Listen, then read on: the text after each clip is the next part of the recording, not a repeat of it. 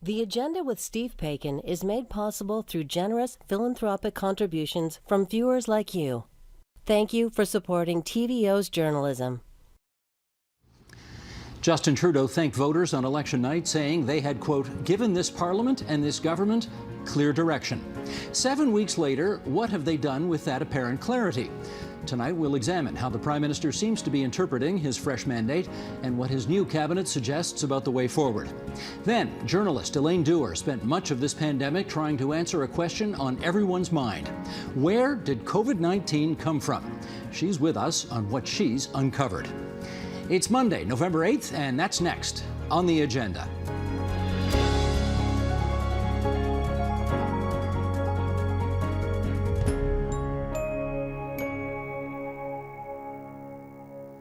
By the time Parliament reconvenes in 2 weeks, Prime Minister Trudeau's government will already be 2 months into its new minority mandate.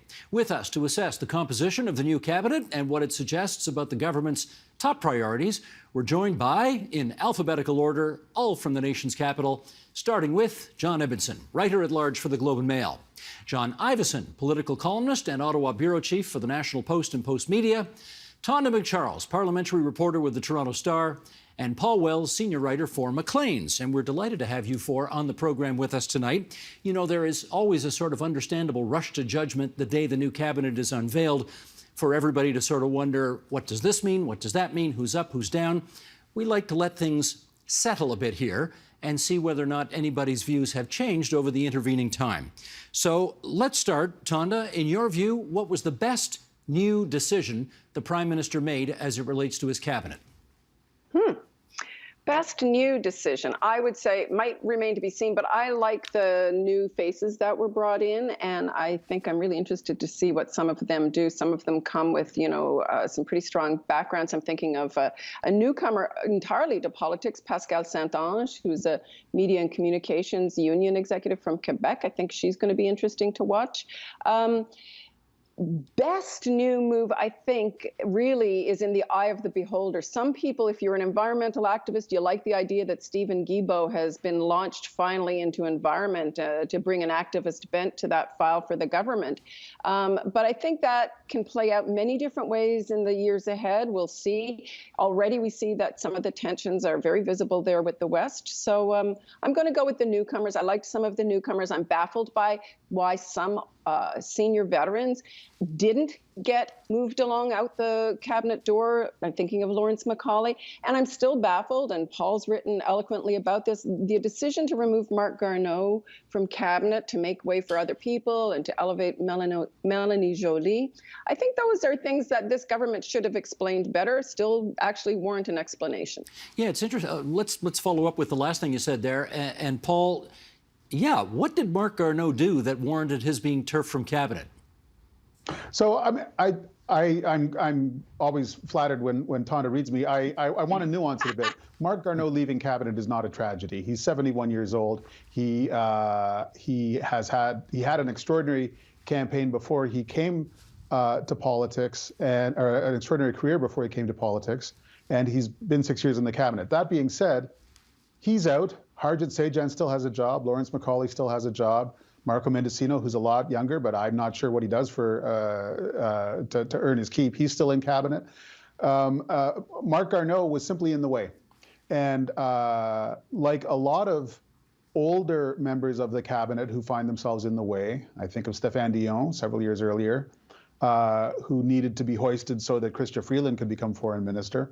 Marc Garneau learned a little too late that when he ran, assuming that he was going to stay into cabinet, he was mistaken.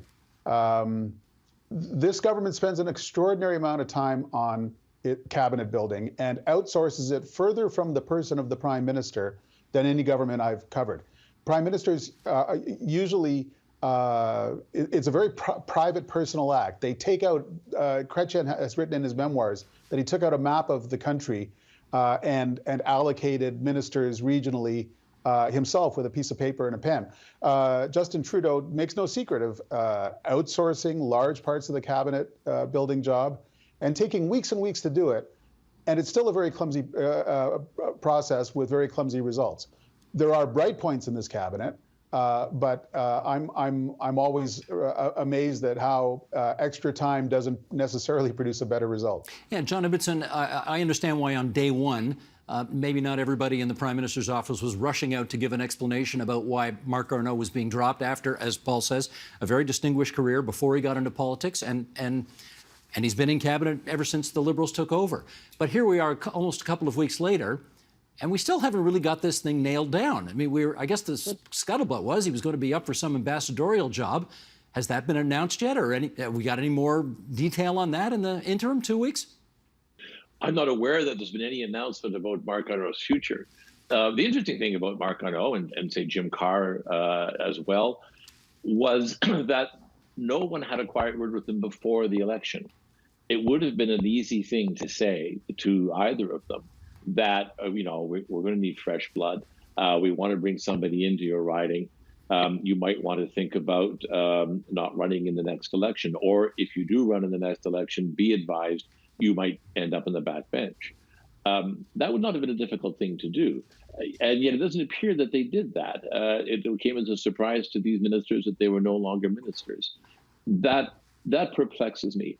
And what also perplexes me is, yes, Mélanie Joly is the Foreign Affairs Minister. That chair has become almost a revolving chair. There are so many Foreign Affairs Ministers on the watch of this Liberal Prime Minister. Stephen Harper had much the same problem. It reinforces the notion, I think, that for this government, foreign policy, to the extent it matters, is governed, is run out of the Prime Minister's office, the Privy Council office, and the Foreign Minister of the day is just a face around the table and not much more.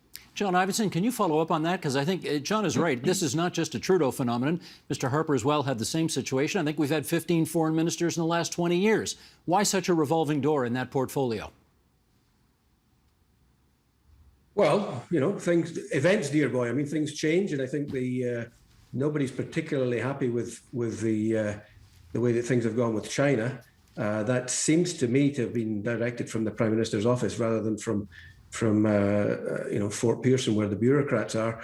Mélanie Joly, charismatic, hardworking, but no background whatsoever in foreign policy.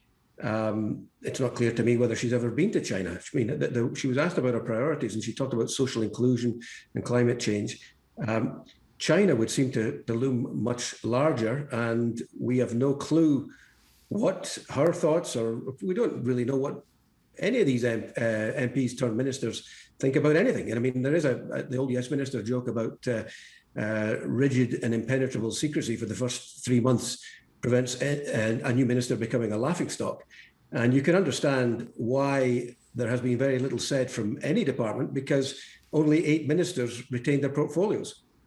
Out of a cabinet of 39, that is a massive change. And it's pretty clear that loyalism and ideology was valued over experience, pragmatism, any sense of a drive towards economic growth. So, I guess the jury remains out. We don't have the mandate letters yet, which I do think is a pretty crucial guide on whether these ministers are a good fit for their portfolios. When they come out and we start hearing from the ministers, it'll be much easier to make judgments on how good, bad, or indifferent they are. Well, Steve, can I just jump in there on Mélanie Joly, though? I just want to say that it's not actually fair to say she's had no foreign policy experience whatsoever. And this is what the government and her office has said. Like, they have pointed to her experience in as sort of the representative dealing with the Francophonie, and there was a tumultuous time there. So she had some foreign dealings with foreign governments and navigating some sort of diplomatic shoals there. The other thing I would say is she has given us some hint about what's going to be important to her and some of the priorities for the government going forward. Because, yeah, she hasn't actually talked about China specifically to any great extent, but she has flagged very clearly that the U.S., in an interview in French she did with La Presse, that the U.S. is going to be her foreign policy priority. And there are huge issues on the horizon there for Canada with the Buy American policy and trying to align our climate change policies. The other thing is she's also signaled very clearly that China will fit into some bigger Indo-Pacific strategy. And we have heard some talk about that. The Star has written about it. Another number of journal outlets have written about that as well. So, look, they are plotting a different path path forward. It's just, I mean, John's right in this regard. They are holding people, some of the rookies kind of, behind closed doors for a while and just tentatively putting them out for a few interviews. We haven't heard her speak in any great depth on any of those files. But it's not true to say she's done nothing or said nothing and hidden behind a door. Right. Fair enough. Paul, though, let me try this argument with you, Paul, and see where it goes. It's been a long time since the Minister of Health had to be a doctor. That's no longer the case. Could we make the same argument with foreign affairs, that you don't have to have graduated from the Sorbonne and traveled all around the world in order to be an effective foreign affairs minister? As long as you have good judgment, you can take a brief. Has Melanie Joly got those two things? Yeah, let me throw you a bone, Stephen, and say I agree with you. I think Melanie Joly has what it takes to be an effective minister in foreign affairs, as in any other portfolio. She's smart, works hard, and is supremely ambitious. In a lot of ways, she's reminiscent of John Baird, who was not known as a great world traveler when he became Stephen Harper's best foreign minister. We'll see. The other question, though, is, does Justin Trudeau want an effective foreign minister? For two reasons. First of all, every prime minister ends up essentially taking the lead on the key files, because when Boris Johnson or Emmanuel Macron calls, they don't call the foreign minister, they call the prime minister. Secondly, this government doesn't particularly have an ambitious foreign policy. We'll see what's in Melanie Joly's mandate letter, but Justin Trudeau has written 4 mandate letters to 4 successive foreign ministers. The word China doesn't appear in any of them, and as I discovered when I reread Marc Garneau's mandate letter, of the 6 points he was invited to act on, not a single one invited him to take individual initiative. Literally every one of the 6 points in his mandate letter urged him to work under or with cabinet colleagues, caucus colleagues, provincial premiers, the bureaucracy. It's not a flaming sword that we throw to you to hold high. Quite far from that. I mean, it is such a limited job that I'm not sure I couldn't be foreign minister for this government, although I expect I'm not, I shouldn't hold my breath waiting for an invitation. I was just going to say, I don't think you're in the running, but sit by the phone, you never know. John Ibbitson, come on in here, and I'd like to ask you about, since we're here on TVO, and the O is for Ontario, and I think in my judgment, the biggest cabinet move was, for the province of Ontario, was Anita Anand from Oakville, who suddenly has responsibility for defence, having been the Minister for Procurement. What are the expectations for her going forward? Those expectations are high. It was arguably the most important shuffle in the cabinet shuffle. Ms. Anand has a plethora of major files. And these are, in fact, files where she might be in charge, where this might not simply be handed over to the Privy Council office or to advisors of the Prime Minister, unlike in foreign affairs. She has to tackle, and has already begun to tackle, the culture of the culture that has led to repeated charges of sexual inappropriate conduct by senior officers. There has to be a restoration of some sense of credibility in the investigation of those accusations. And of course, more important, there has to be a culture shift so that these sorts of things stop happening. There's also the vexed question of procurement. One day, someday, before we all go to our reward, this country may decide to buy a fighter jet. So there are issues of procurement, there are issues of culture, there are issues of investigations. Those would keep any minister busy for the next couple of years, and I think Ms. Anand will be kept quite busy. And let me go to the other John with this follow-up. We haven't had a female defense minister since Kim Campbell almost 30 years ago. Beyond that, I think it's fair to say this portfolio has been a political graveyard for almost everybody who's had it ever since. Surely she knows that. Do you think she's concerned that she's just been handed a poisoned chalice? I don't think so. I mean, she was a political rookie. She came in 2015, and now she's the defense minister. So that's a pretty rapid ascent.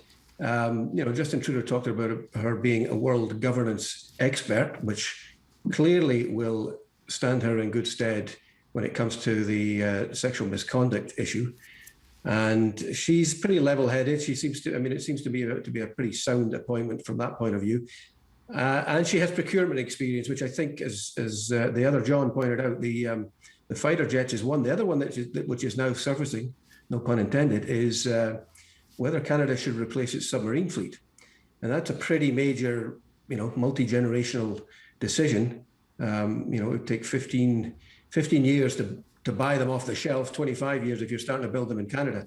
And given the environment we're in, there is a lot of pressure to take a look at that issue. So, I think that was one of the better decisions. I don't think that it's necessarily a graveyard. I mean, there were a few that were sunk, but I think that was one of the better decisions that Justin Trudeau made. And Tonda, unlike her predecessor and some others who've had the job, she is not of the military. Can you go through some of the pluses and minuses of her not being part of that culture? Well, I think the obvious plus is that she has a pretty strong idea of civilian leadership and of what that should look like. And I think she'll bring that not just into dealing with the actual military and the hierarchy there.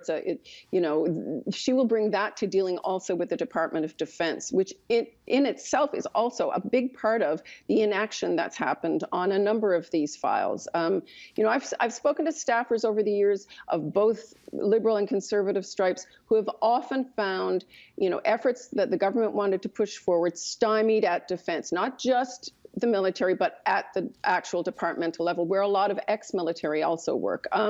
So I think she'll bring that.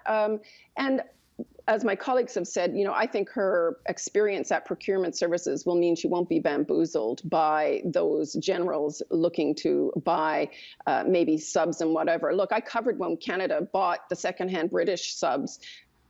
94, 95, I can't even remember. And that was a bust. And we're hearing anyone who talks about subs in this government, when you ask them about, what about that deal that, Australia, the US, and the UK have cooked up on subs? We're not in the market for subs.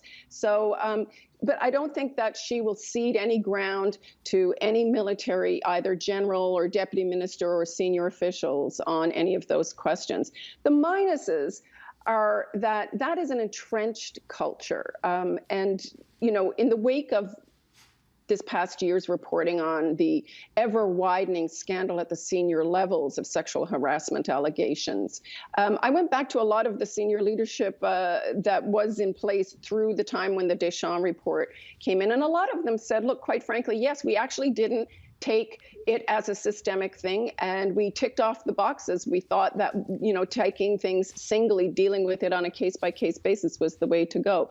I think Anita Anand is a lawyer, she's a woman, and she's got all that other stuff we talked about, and I don't think she's going to take any guff. The minus is, will they listen to her? It'll be tough. I'm going to put my money on her succeeding. Okay. Paul Wells, I want to circle back to a name that we heard earlier in one of Tonda's answers, and that is Stephen Guilbeault in Environment and Climate Change. Again, given we've had a couple of weeks to let this appointment percolate and see what people think about it, what do you think about the notion of having an environment minister who's been arrested in the past for environmentalism?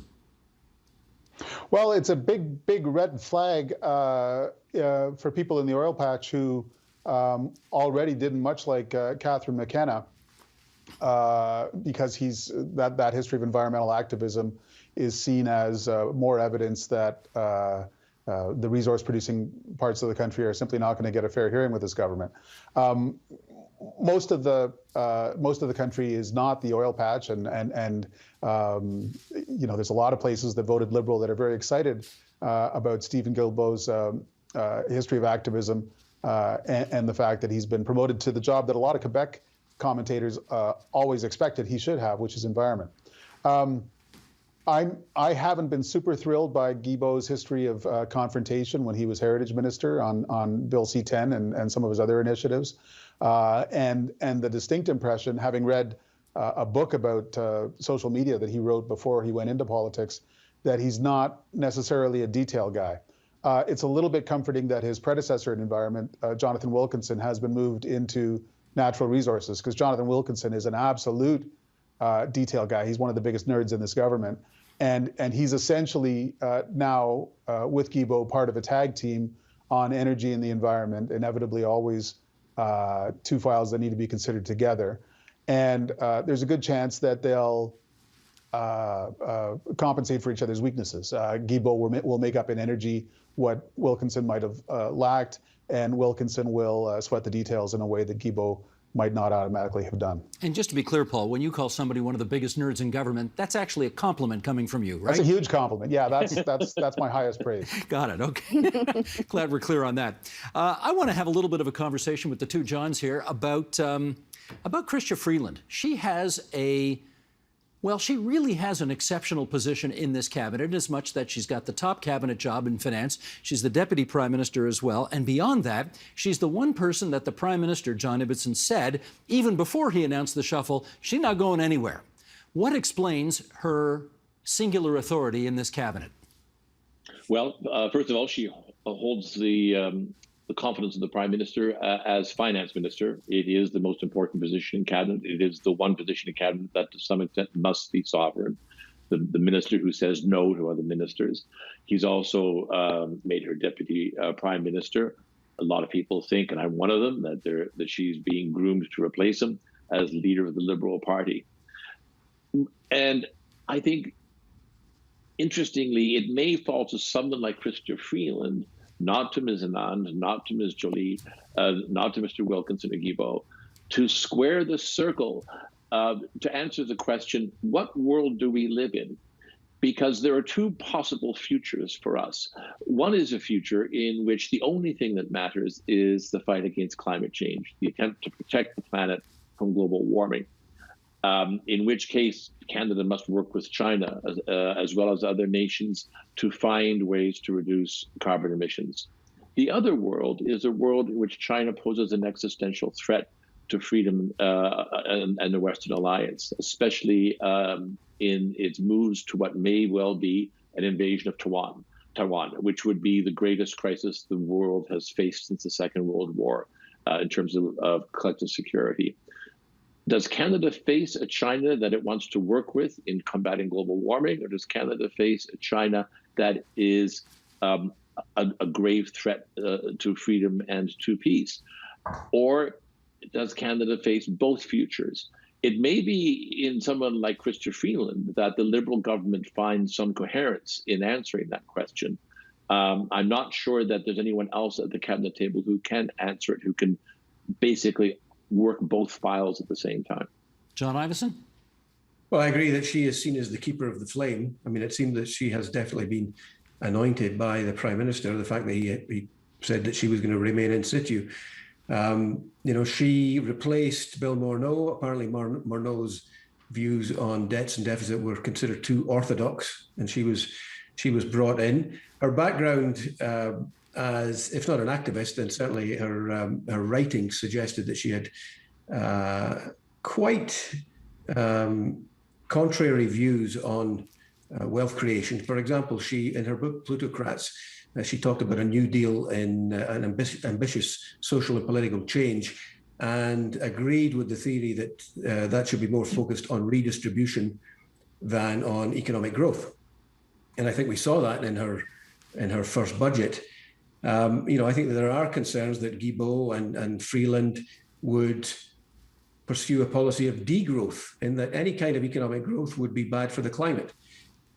Having said all of that, I do think that as finance minister, she has to have a pragmatic streak.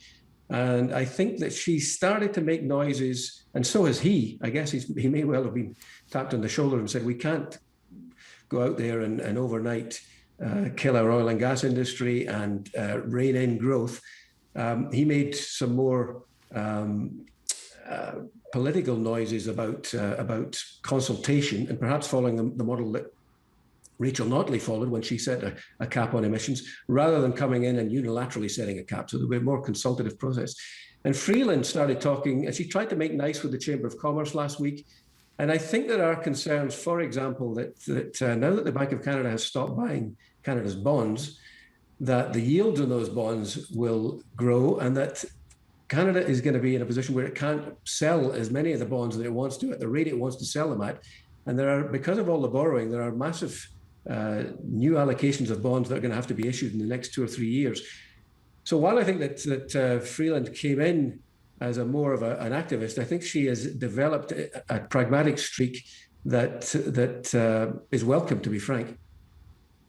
Tonda, I know it's gospel around Ottawa to say that she's the leading candidate to replace Justin Trudeau if and when he decides to step down. But as you look at her, do you think she's got the goods to replace him? I'd have to say yes, she does. And I think that she's not alone, though. And I think that that field actually could fill out a little bit more, providing that there isn't some kind of sort of massive, attempt to dissuade others. But I think that you can see that field of potential contenders one day be populated by Anita Anand, François-Philippe Champagne, who we haven't spoken about, who remained at industry, a portfolio that apparently Melanie Joly wanted. Melanie Joly herself will be interested. And we've heard other names, Jonathan Wilkinson, Paul Wells's favorite nerd on the Hill, is actually probably one of those people who would be interested one day in running. So, look, I think Freeland has shown herself. And by the way, I love to see this. She drives journalists crazy the way she answers questions and, purports to be still a journalist and, disagreeing with the premise of your question and whatnot. But the fact is, she's super smart. She's very competent. She's got the trust of the Prime Minister. Absolutely, she could take on that job. She's built, I think, loyal teams around her, staffers that have followed her around different portfolios. And no, she's a super competent woman there, but there are others, and there are other super competent men. Do they have, what she lacks in charisma, maybe someone like François-Philippe Champagne has more of. But that's a long ways down the road, at least 2 years, let's say, 18 months, 2 years, until we figure out what Justin Trudeau wants to do. And I found it interesting, one of the things we haven't talked about in this cabinet shuffle is he's really put a lot of the people he really trusts in pretty key portfolios where he needs work done. She's one of them. In Indigenous affairs, he put his old friend Mark Miller there, Indigenous Crown Relations. He wants to advance reconciliation. And he's put Jean-Yves Duclos at health. He doesn't want Canada caught out again in another pandemic or any other health crisis, not ready like we were in the last one. And so I think those are interesting moves, and they bolster some of those other people's ambitions potentially.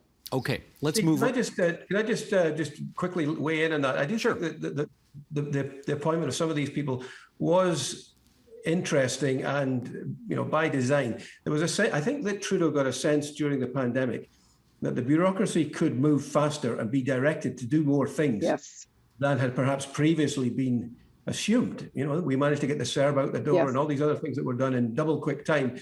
And talking to him on the campaign, he kept getting very excited about the big things that we want to do. And I think, Guilbeault, for example, was a very key appointment on that front. That they felt that by putting him in there, they would get things done in a way that the bureaucracy would be made to move in a way that hadn't been done in the first 6 years.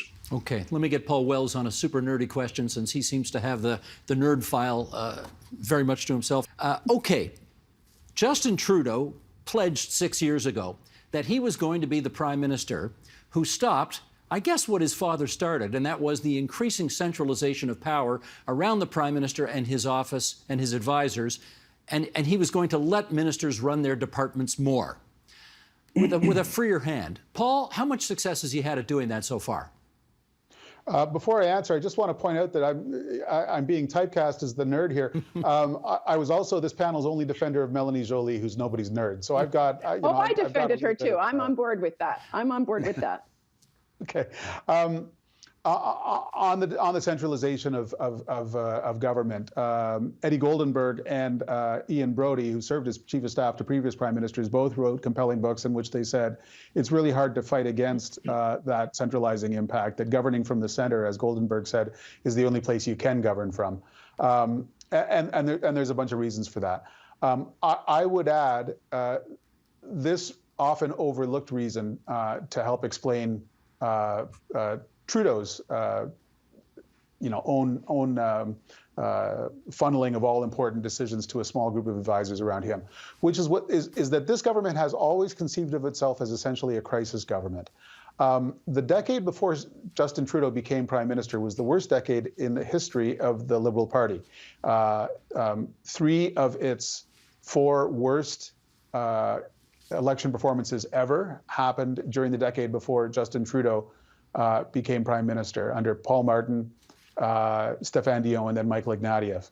Between 2000 and 2011, the Liberal caucus lost 80% of its MPs, which means that when Trudeau was elected in 2015, 80% of his caucus was rookies, including his justice minister, his health minister, his defense minister, and his finance minister. Not only had they never been cabinet ministers before, they had never sat in parliament before they stood in parliament to take questions at question period.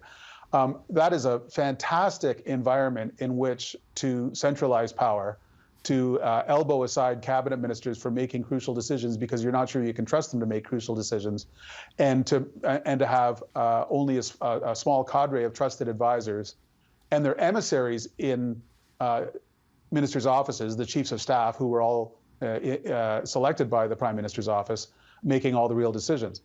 There's two problems. First of all, that small cadre around the Prime Minister had also never served in those capacities in a federal government. They were as new to those jobs as Bill Morneau and Jane Philpott were. And secondly, the government has never unclenched from that defensive crouch. It has never felt like it has the luxury of letting most ministers be ministers, which means that siege mentality, which quite understandably characterized the first decisions of this government, has never really been cracked. Okay, very good. John Ibbitson, we've got a little over 5 minutes to go, and I want to see if I can get a couple of more items for discussion here. We've had 23 prime ministers since Confederation. Even though Justin Trudeau's only been the PM since 2015, he is already number 10 on the list in terms of time spent in office, already number 10. In which case, let me ask you, what kind of legacy do you think he is in the process of creating right now?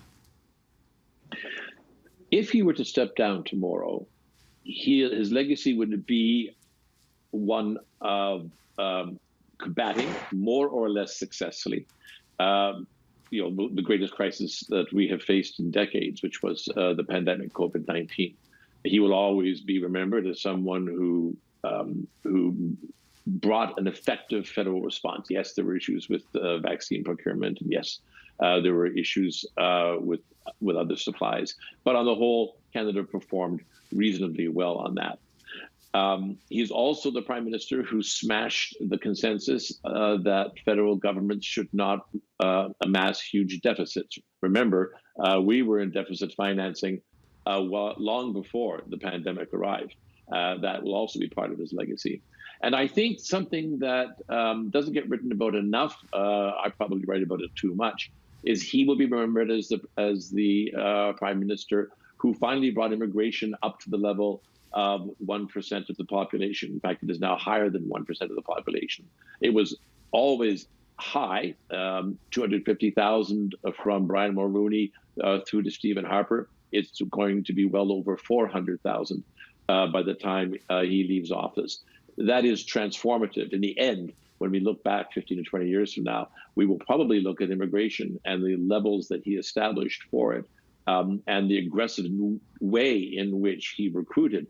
Basically, anybody who had a pulse that was inside Canada became a permanent resident if they wanted to during the pandemic. That's the stuff that, in fact, will mark the way in which he changed the nature of the country as Prime Minister. John Ivison, one of your Liberal contacts, says of the current Prime Minister, this is Canada's first NDP Prime Minister. What does that mean?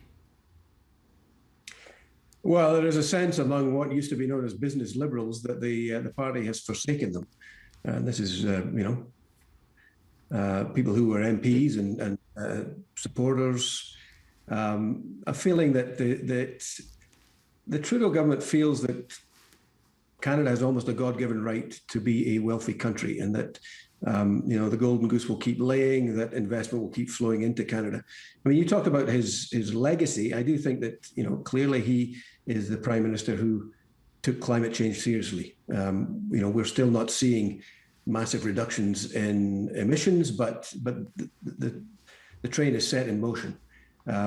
Indigenous reconciliation. He's the first Prime Minister who I think really, Harper made the apology on residential schools and tried to do something on First Nations education, but Trudeau is the first Prime Minister to really engage in reconciliation. So I think those two are his positive legacies. But on the negative side, I mean, I think he's been very cavalier on debt and deficits long before the pandemic struck. And then this sense that investment will always flow into Canada. I think there's a very mixed track record on that front, and a sense that the government really doesn't need to do too much on that front. And, speaking to people who consider themselves to be business liberals, there is a feeling that this government is vandalizing the economy, in the words of one senior liberal. All right. In our last couple of minutes, and let me get one last thing on the table, Ton, to start us off. There are apparently discussions happening behind the scenes among Liberal and NDP advisors, let's call them that, for an understanding. You give us these priority items of ours, the NDP says, and the Liberals will get whatever it is, 2 or 3 years of no non-confidence votes in Parliament, and that way we can get some stuff done. What's going on those talks, to the extent that they're happening, as far as you know, Tonda? To the extent that they're happening, look, Jagmeet Singh in Glasgow last week flatly denied there was any such thing. The PMO will say there's nothing structured underway, but it is clear that there at some level are some people talking to each other. And you and I spoke about this, I think, in the aftermath of the election, whether they would ever do a cooperation deal. And the wounds of the election, I think that the hurt feelings were still pretty fresh. And that was not on the table. But while they are full of denials officially, I have no doubt that there are some people trying to advance the prospect that this Parliament could sit for longer than 18 months, that in 3 years, if the NDP and Liberals formalized an agreement on what they did want to see done, maybe it could get done. But in doing so, the NDP stands to potentially give up a certain amount of power in committees to hold the government account and the ability to claim that they were the ones who affected the change. And the Liberals also have a dance partner with the Bloc Québécois on many of their issues. So what's in it for them? I guess the only thing that's in it for all of them is the sense of stability to get past the 18-month, 2-year mark. And yeah, no, even though they denied, I'm pretty sure that some of those channels are open and talking. We've heard one NDP MP, Charlie Angus, say, "Oh yeah, they're talking." But I was told that the talks between Jagmeet and Trudeau were the one in his office after, when he talked to all the opposition leaders, and that was not a how can you and I work together. That's what are your priorities? Here are our priorities. Here's what we want to advance. We shall keep reading, all 4 of you, so that we can stay educated on what's going on. Tonda McCharles, Paul Wells, John Ibbitson, John Ivison, great of all of you to join us here on TVO tonight. Thanks so much. Thanks for having us.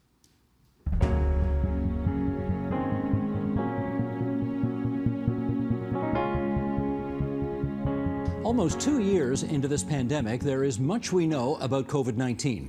We know it's killed more than 5 million people. It's shut down countries and economies across the globe. It's reordered sector after sector and the lives of billions of people. What we don't know with sufficient certainty, however, is where did it come from? Author Elaine Dewar takes that on. In her riveting new book, it's called On the Origin of the Deadliest Pandemic in 100 Years, an Investigation. And it brings Elaine Dewar to our airwaves from Midtown in Ontario's capital city. Elaine, it's good to see you again. How you doing? I'm fine. Nice to see you. Glad to have you aboard. I guess people know there's sort of 2 basic theories about how, and let's call it by its technical name here, SARS-CoV-2, the virus that causes COVID-19, how it got to infect humans. There's the wet market theory, and there's the lab leak theory. Now, the lab in this case is the Wuhan Institute of Virology, and your book argues for why the lab theory is the more likely account. So we will get there, but just for kicks off the top, why don't you give us the wet market theory just so we understand what that is, and then we'll move on. I need to correct you.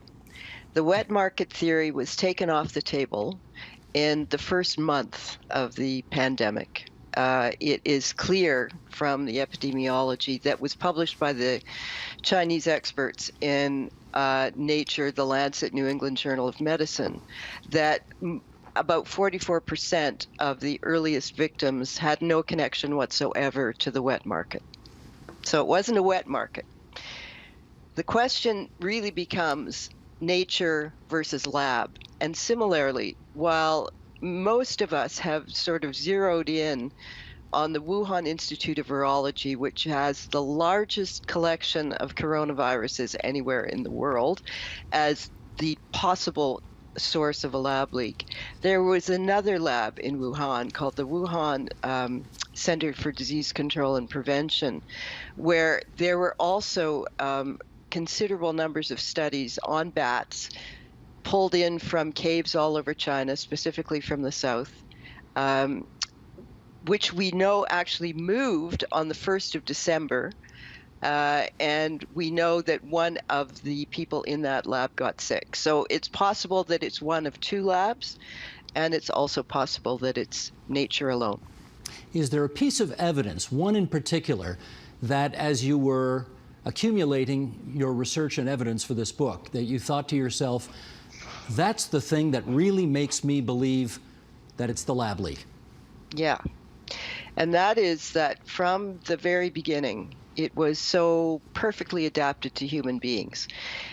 If there had been a spillover, which is the sort of technical term that's used by virologists, from a bat or an intermediate animal like a pangolin or some other animal before it infected humans, there should have been a period in which the virus had a rough time adapting itself to human beings. But what all of the epidemiology of the first months of the pandemic shows is that there was almost no mutation, which is what happens when a virus gets into a new host. It evolves quickly, it mutates rapidly in order to adapt itself to where it finds itself. That kind of adaptation did not really happen for at least the first quarter of the circulation of SARS-CoV-2. So the question has to be asked, where and how did it become so perfectly adapted to human beings? And that really points more to a lab leak than to a natural spillover. And just to be clear about this, you are not alleging that the Chinese somehow nefariously developed this as a kind of a bioweapon, right? I am not saying anything of that nature. I think it's very clear that the Chinese military and the Chinese civilian researchers work together, but it is not at all clear that the Chinese researchers who seem to have been working in the Wuhan Institute of Virology, for example, were working there on a bioweapon.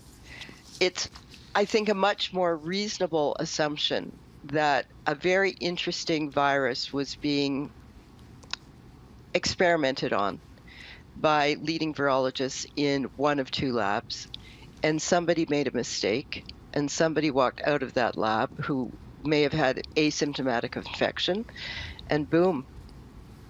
Experimented on for what purpose, do you suppose?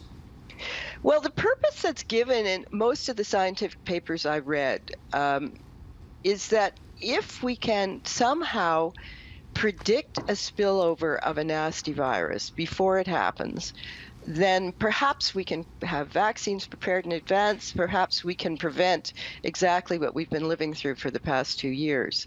So the question becomes, how do you do that? And the answer that has come out of various virology labs since basically 2011, actually a little bit earlier, is that we can manipulate and change those parts of a virus which attach to a host cell. And by changing them, perhaps predict what nature might do in a bat where many viruses circulate at the same time and often recombine and create new and perhaps more dangerous viruses. So the point of the lab work is to get ahead of nature. The fact is that it's failed utterly. We've never managed to get ahead of nature. Mm-hmm. All right, let's dive a little deeper here. And to that end, I want to put a technical term on the table here. Have you describe briefly what it means, and then we'll go from there. Gain of function research. What is gain of function research? It means that you are taking a virus into a lab that you are either trying to make it infect a new host, or you're trying to make it more lethal, or you're trying to make it more infectious. And is gain of function research a significant part of the explanation which leads you to the lab leak theory? Yes and no. Okay. Yes, in that it is clear that gain of function research is being done in various labs in the United States, in China, even in this country, and has been done for quite some time. It is also clear that specifically SARS-like coronaviruses have been subjected to gain-of-function experiments at the Wuhan Institute of Virology for quite some time, and in concert with American colleagues and with American funding. So gain-of-function research is done with the purpose of trying to figure out what nature might do, and as I said before, we haven't managed to get ahead of nature in that regard. Right, but what you just said, the fact that the U.S., and let me just check here, yes, it was the National Institute of Health, the fact that the National Institute of Health was funding this research in China. In China, right, has added, well, I don't have to tell you, it's added all sorts of nuances and conspiracy theories as to why the Americans were funding it. So maybe you could tell us, in your view, why they were. Well, two things. There has been ever since the SARS pandemic of 2003, there has been an attempt for virologists around the world to work, especially with Chinese virologists, which is deemed to be a hotspot for the evolution of viruses which may spill over to us. So a globalized virological science has taken off since basically 2004, 2005. And the other question is this: if you are, for example, the Defense Department in the US, and you're worried about dual use research of concern, in other words, research on viruses that might be used as weapons, not simply to create vaccines, you would like to have people on the ground in China and in other places which may not be close friends to the United States to make sure you understand what's going on in those labs. So there were two reasons for the funding. One was the nice globalized virology is good for all, and the other is the not so nice, beware what your not so close friends are doing. But from the moment the pandemic struck, the lab leak theory was out there, but there seemed to be, I don't know, I don't want to overstate this, but there seemed to be a sort of a concerted effort among official channels in the United States to denounce it as a kind of a byproduct of conspiratorial thinking. Why was there so much hesitation to take it seriously for so long? It wasn't a hesitation. It was a flat-out attempt to protect interests. One of the things that we haven't discussed is how money moved from the United States, from the NIH, from USAID, from the Department of Defense, from the Department of Homeland Security to various labs around the world, especially the Wuhan Institute of Virology. And the answer is through a charity called Eco Health Alliance.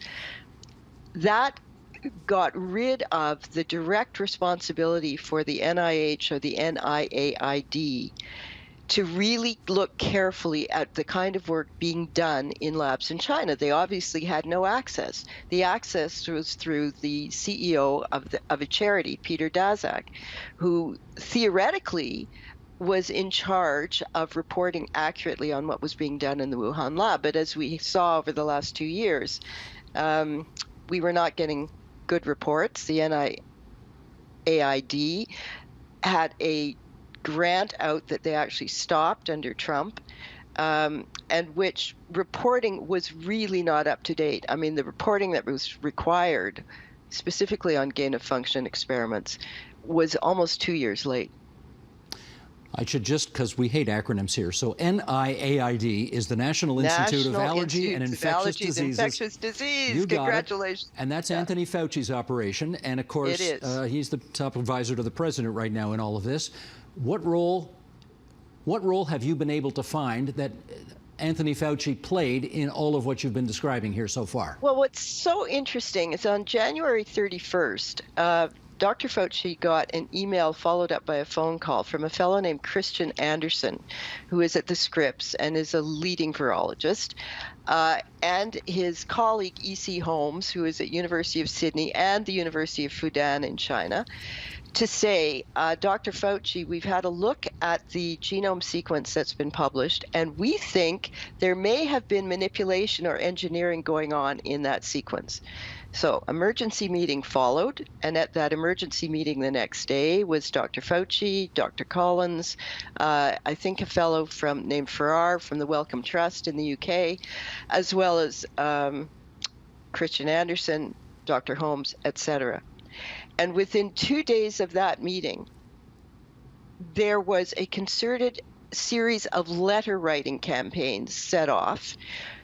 The letters mainly drafted by Peter Daszak of Eco Health Alliance, but also contributed to by Christian Anderson, Ralph S. Barrick, Linfa Wang, all people who had worked closely with Shi Zhengli, the so-called Batwoman of China, whose lab was doing the interesting experiments at the Wuhan Institute of Virology. And all of those letters, one that to appear in the Lancet, another that was sent to the White House on the letterhead of the National Academies of Sciences, Medicine and Engineering, all said, don't even think about lab leak. It's a conspiracy theory and it's wrong.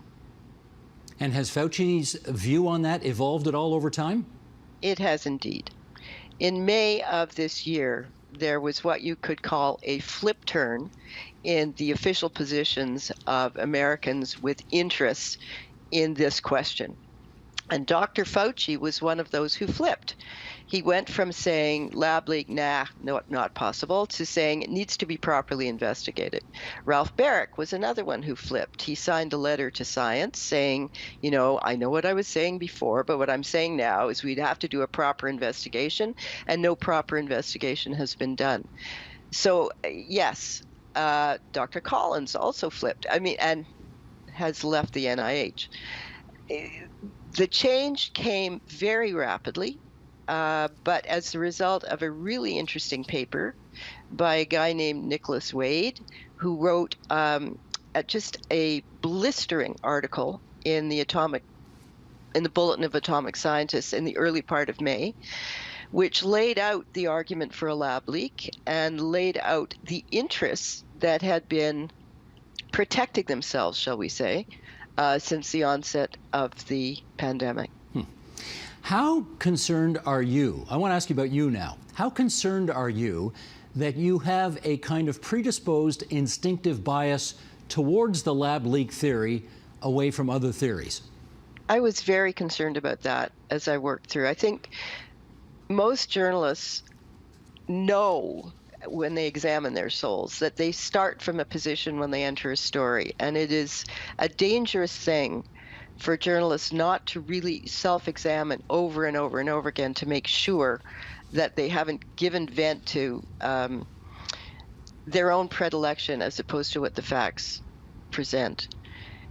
I think at the end of the day, after working myself over and over and over, I've come to a conclusion that I can stand behind, which is, I think it is clear as a bell that the best argument we have, the best set of facts we have, the behavior of China to suppress those facts points to a lab leak.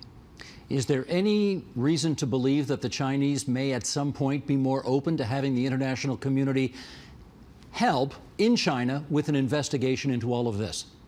I think there's not a chance in hell. Not a chance in hell. And just to circle back, I take it that part of the reason that you may have had this bias instinctively towards the lab leak theory is that we all prefer to believe that we did something wrong to make this happen, as opposed to we're living in a world where Mother Nature can randomly exercise her will against us.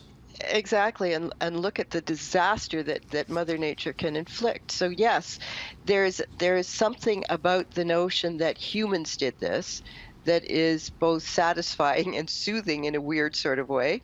But I think at the end of the day, because we have been unable to find any animal which has anything like a SARS-CoV-2 ancestor circulating in it, in spite of all of the work that was done by the WHO convened joint study committee on the China side to look at animals who might have had such infections.